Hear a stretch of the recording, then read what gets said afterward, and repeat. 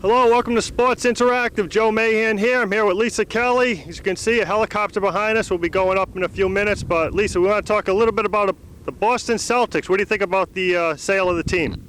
I think it's interesting. Actually, it's a little unnerving when something like that comes out of nowhere. The players didn't seem that thrilled right away to kind of be kept out of the loop on something like that. Management is a big part of what makes a successful team. I'm not sure what the track record is on these guys and their success with any type of sports organizations. They're business guys. They have a lot of money. However, they have enthusiasm on their side, and so it could be a positive move for the Celtics. Yeah, the new owners of the Celtics, the New England guys, they seem real enthused. Hopefully they'll be kind of like a Mark Cuban. So I think it's a good move. Now let's talk about Drew Bledsoe. We're taping this show after 4 weeks, and you remember my preseason prediction. I said don't be surprised if Bledsoe is the MVP, and looks if it keeps going, you're going to owe me that iced coffee. So what do you think about Drew Bledsoe so far? He's been putting up some great numbers. I said early on at training camp when we were looking at the Pats that Bledsoe, he's still got plenty of years to go, and the new team might just be what he needed to fit in and get that jigsaw puzzle together. So he's been doing great. MVP, I think we're still pushing it a little, but any given Sunday is what's going on in football right now. So Bledsoe and the Bills are looking strong, and they could be contenders come postseason. Yep. Well, we're taping this show on the day where the Minnesota Twins open up the playoffs, and I think the Twins are going to beat the A's, and that's my prediction.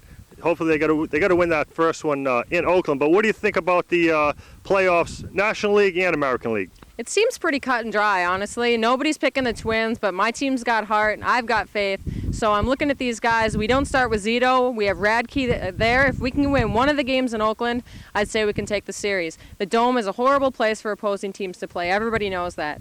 I'd say it's pretty cut and dry. The Yankees can take the Angels. I think that it'll be Atlanta and Arizona having a pitching duel, with Atlanta having a little bit of the edge with hitters like Chipper Jones on their team this year. So it looks pretty cut and dry. A lot of people are talking about the one upset might be San Francisco, if Barry Bonds can shake his streak of not playing very well in the postseason. Yep. And the stats are all in. Manny won the batting title. Damon won the triples. Nomar doubles. Incredible. Pedro, the ERA. How does a team with all that talent not even make the playoffs? I don't know if it's hard. Everyone keeps talking about the fact they have 93 wins. They almost posted 100 wins this year and still didn't make it. That's not enough. No, it's one of the great questions of sports right now is what's wrong with the Red Sox. They were winning by huge amounts to teams that they should have beat, and they were losing by very, very small amounts to teams that they should have been contending with.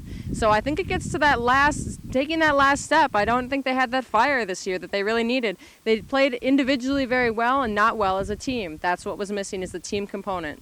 Yeah, that's a good point, because the Red Sox did great on the road, but at home you would think with a full house they would have been had a better record at home. So why don't you think they played well at home? You think that they were feeling the heat? I think that maybe they've had it too comfortable for too long. They've been in that second place position and they're used to it, and maybe they're satisfied with it. With Pedro goes home with the Cy Young and Manny goes home with the batting title, maybe they don't care about that ring anymore. They think it's not going to come. They're not giving it that extra push because they just have sort of given up on it. Yep. One program note, Lisa and I are going to be covering the Providence Bruins, so we have to study up on our hockey, so look out for that. But quickly in hockey, did you follow any of it last year? Detroit Red Wings, they have a dynasty. Yeah, you got to look at teams like Detroit. I think the closer anybody is to Canada, the better their team seems to be. There's a little bit of energy up there that they seem to get. I don't know if it's a year-round playing or if they get better players from places like North Dakota, Minnesota, Maine, where people like the environment better. But you got to look at a team like that and think they're going to come back strong again this year. They don't have the problems that football is having. Not maybe that it's a problem to everybody, but where players, everything, it fluctuates week in and week out. You could still have dynasties in hockey right now, and it looks that way. I noticed that the Bruins' first game is against Minnesota.